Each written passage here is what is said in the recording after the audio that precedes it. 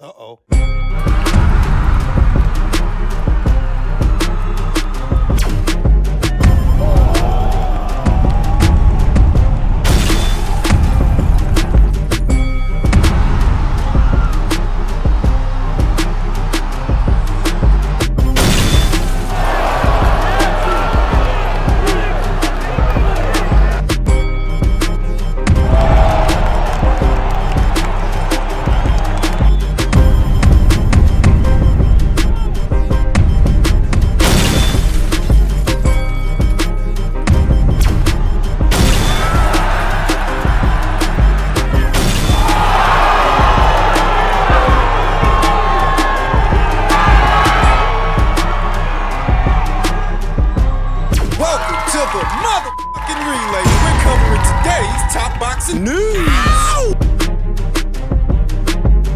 Okay, we'll start with this. A look at this weekend's upcoming Matchroom show set to go down in Madison Square Garden at the Hulu Theater. On the undercard of Richardson Hitchins versus George Kambosos, we're going to be seeing Cuban amateur standout Andy Cruz take on Japan's own Hironori Mishiro in what is an IBF final eliminator to crown a mandatory challenger for Raymond Muratalla, presumably. We know that last week Vasyl Lomachenko retired, effectively vacating his IBF title, which in all likelihood will go to Raymond Muratalla, at which point he will have to deal with the winner of this fight. The winner that I think is going to be Andy Cruz, 5-0. 2 KOs, who is set to face Hironori Mishiro, sports professional record of 17 wins with 1 loss, 1 draw, 6 knockouts, having never been knocked out in 19 professional bouts. The more experienced fighter of the two in terms of professional experience. We know that when it comes to Andy Cruz, most of his experience is amateur experience. He's a standout amateur, and that's why he's fighting in an IBF final eliminator only 5 fights into his professional boxing career. Last in action in January of this year. A few passing thoughts. Oftentimes I see people critique the IBF's ranked standings for not having more familiar faces or more familiar fighters in it, but the virtue of going the IBF route, as opposed to the WBC or the WBA, is that you know with some certainty that so long as you fight in those eliminators, you will get your crack at the apple. The IBF are a lot more Johnny on the spot with their mandates than, say, the World Boxing Council or the World Boxing Association. So even if the fighters ranked by them are not as familiar as some others, it's still a better route to go. And the politics of boxing, generally speaking, won't be an issue, because whoever's at the top, whoever the champion is, they will be forced to comply. Historically, the IBF has stripped anyone from Tyson Fury to Canelo Alvarez 2 times, to Gennady Golovkin, Joe Cordina, to Gervonta Davis several years ago, that they don't take exception to big marquee fighters. If push comes to shove, they'll strip them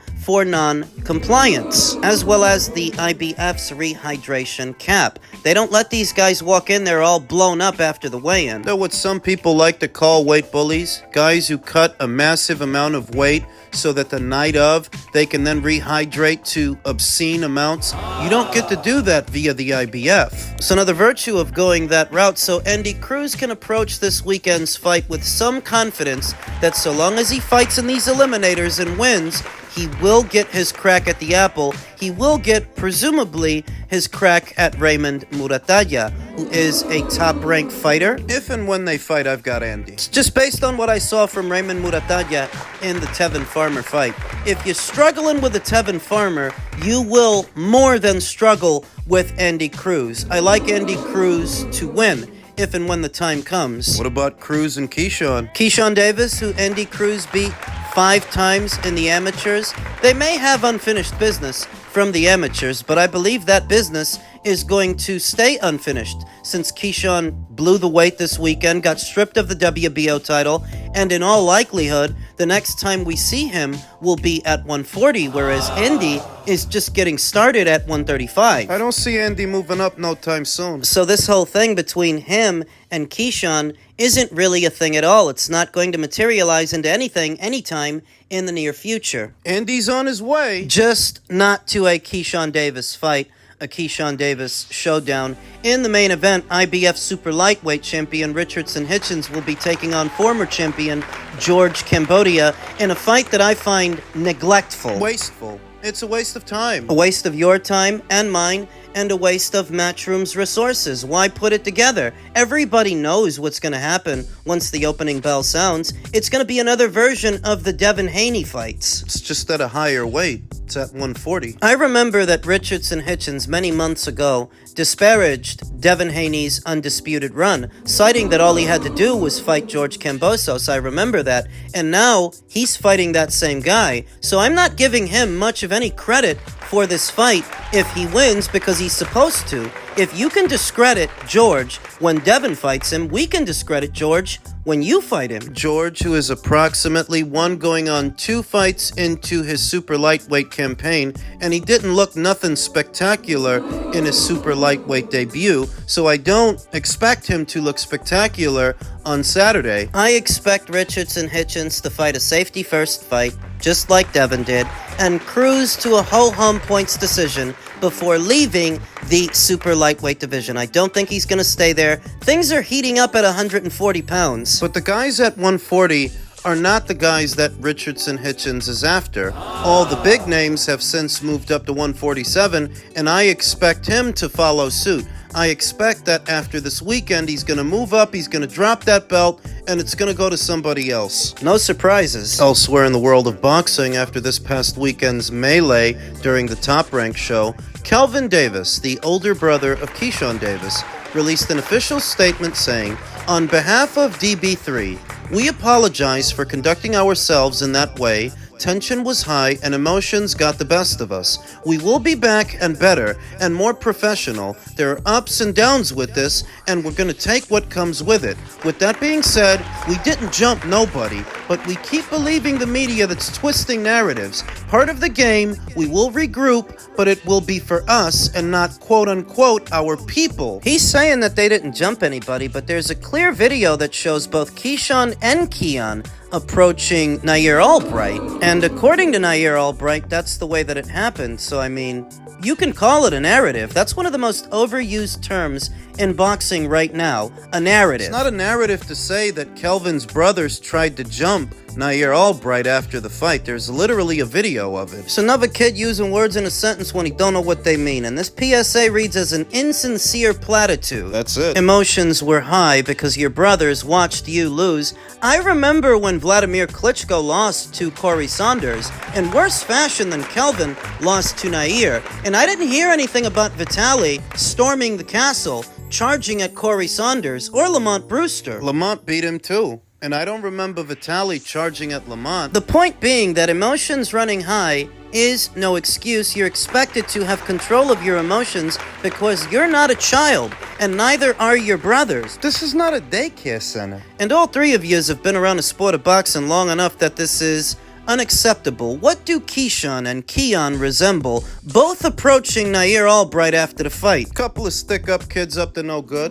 I saw a guy who goes by the name Coach Gaug describe them as ghetto trash. I mean, yeah. What else are you supposed to say? You can't say they're mature. You can't say that Keyshawn is at all professional, given that your fight literally got canceled for you missing the weight by 4.3 pounds. And you don't even care. You're sat ringside eating popcorn. Inconveniencing your promoter that spent all that money to build that card around you and your fight, inconveniencing the customers. Somewhere in the neighborhood of 11,000 people were set to show up to support him, and this is what he does. Ghetto trash is right. Trash. But I suppose the saving grace for Keyshawn is that now that he's moving up to 140, things will be a lot more interesting than they were at 135. Because he wasn't going to fight his old buddy Shakur Stevenson and unify titles with him. He wasn't going to have any luck getting Gervonta Davis in the ring for a unification match.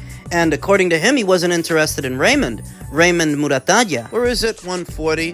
There are any number of guys he could have a good fight with. Guys that aren't his bosom buddies, his best friends. You know, you got Jack Catterall, Harlem Eubank, you got Gary Antoine Russell, Alberto Puello, Subriel Matias, Liam Pardo. You got some fights that you can make up there. There will definitely be good opponent options up there for Keyshawn Davis. It's just a question of whether or not he can get his head on straight. That he won't spiral out of control like, say, Jared Anderson did. So many of today's young American fighters seem like a bunch of burnouts. Ryan and Tio, Jared Anderson and Keyshawn Davis. They're self-sabotaging. They blow it for themselves right before they hit the big time. I think it's because psychologically, they can't handle the pressure. And there's a lot of pressure involved in boxing. There's pressure all the time. Pressure to prepare properly. Pressure to make the weight, to win the fight. There's pressure. Pressure to put forward a fan-friendly performance. But I think that the American fighters are struggling with that pressure